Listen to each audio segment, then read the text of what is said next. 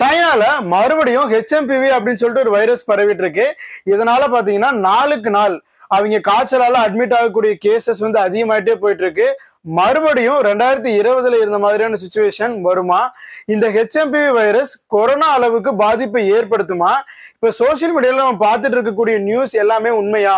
மறுபடியும் 2020 மாதிரி 2025லயும் லாக்டவுன் போடுவாங்க, மறுபடியும் எல்லாரும் நம்ம வீட்லயே இருக்க வேண்டிய நிலைமை வரும், இது மறுபடியும் கொரோனா அளவுக்கு ஒரு தீவிரமான பாதிப்பை ஏற்படுத்தும் அப்படின்னு சொல்லிட்டு நிறைய விதமான தகவல்கள் ஆன்லைன்ல சமூக வலைத்தளங்கள் எல்லாம் பரவிட்டு இருக்கு. ஆனா உண்மையாவே அந்த அளவுக்கு ஒரு மிகப்பெரிய பாதிப்பை இந்த ஹெச்எம்பிவி அப்படிங்கிற வைரஸ் ஏற்படுத்துமா அப்படிங்கிறத இந்த வீடியோல பார்க்கலாம்.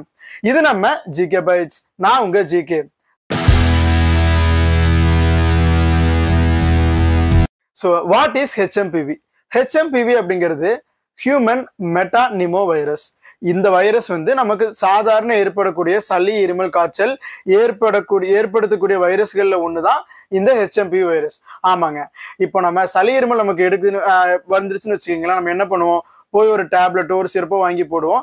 நமக்கு அது கேட்கல அப்படிங்கிற பட்சத்துல நம்ம டாக்டர் போய் கன்சல்ட் பண்றப்போ அவங்க நமக்கு வேற விதமான மெடிசின்ஸ் அல்லது பிளட் டெஸ்ட் பண்ணி பார்த்துட்டு என்ன ஃபீவர்னு கண்டுபிடிச்சு அதுக்கப்புறமா ட்ரீட்மெண்ட் ஸ்டார்ட் பண்ணுவாங்க.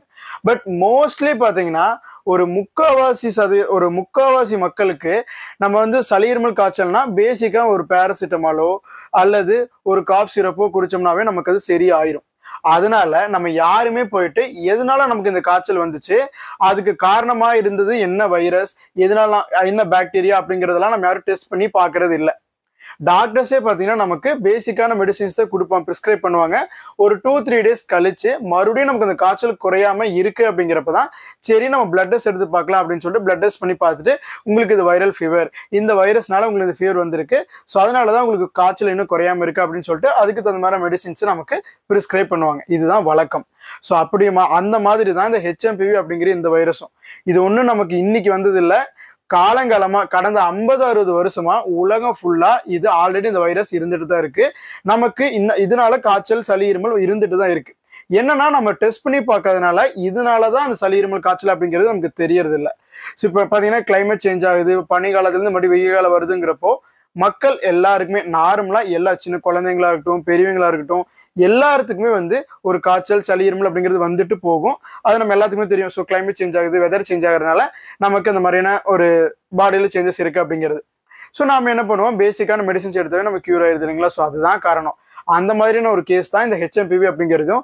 நீங்க ஆன்லைன்ல பாத்தீங்கன்னா டாக்டர்ஸும் நிறைய பேர் உங்களுக்கு விளக்கம் கொடுத்துருக்காங்க. ஸோ அதுதான் உண்மையான காரணம்.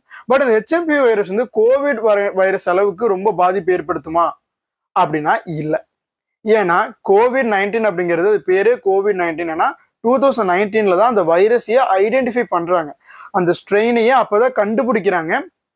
மொத்த உலகத்துக்குமே அந்த வைரஸ் புதுசு. ஸோ புதுசா வந்த ஒரு வைரஸ். பட் ஒரு வெகு விரைவில் பார்த்தீங்கன்னா உலகம் நாடுகள் எல்லா நாடுகளையும் பரவி ஒரு மிகப்பெரிய பாதிப்பு அது ஏற்படுத்திருச்சு. அதனால நம்மளால அவ்வளவு சீக்கிரமா கண்ட்ரோல் பண்ண முடியல. நம்ம கண்ட்ரோல் பண்ணிட்டோம், பட் அவ்வளவு சீக்கிரம் நம்மளால கண்ட்ரோல் பண்ணி பரவாம நம்மளால தடுக்க முடியல. ஆனா இந்த ஹெச்எம்பிவி வைரஸ் அப்படிங்கிறது இப்ப புதுசா வந்த வைரஸ் கிடையாது. இது காலங்காலமா ஒரு 50-60 வருஷத்துக்கு முன்னாடி இருந்து இருக்கக்கூடிய ஒரு வைரஸ் தான். அதனால இதுக்கு பாத்தீங்கன்னா இதுக்குன்னு தனியா ஏதாச்சும் ஒரு மெடிசின் இருக்கு, இந்த இன்ஜெக்ஷன் போட்டா சரியாயிரும், இந்த டேப்லெட் எடுத்து சரியாயிரும் அப்படின்லாம் எதுவுமே கிடையாது. As on date till date January 9, 2025 படி எந்த மெடிசனும் ஸ்பெசிஃபிக்கா அதுக்குன்னு கிடையாது. நார்மலான சப்போர்ட்டிவ் மெடிசின்ஸ், காய்ச்சல்னாவே நமக்கு அந்த பேராசிட்டமால் தான், அதே சளி, இருமலுக்கு அந்த காஃப் சிரப் அதுதாங்க நமக்கு கொடுப்பாங்க. ஸோ பேசிக்கான சப்போர்ட்டிவ் கேர் தான் இதுக்கு இருக்கு. இதுக்குன்னு தனியான எந்த விதமான ஒரு மருந்தும் கிடையாது.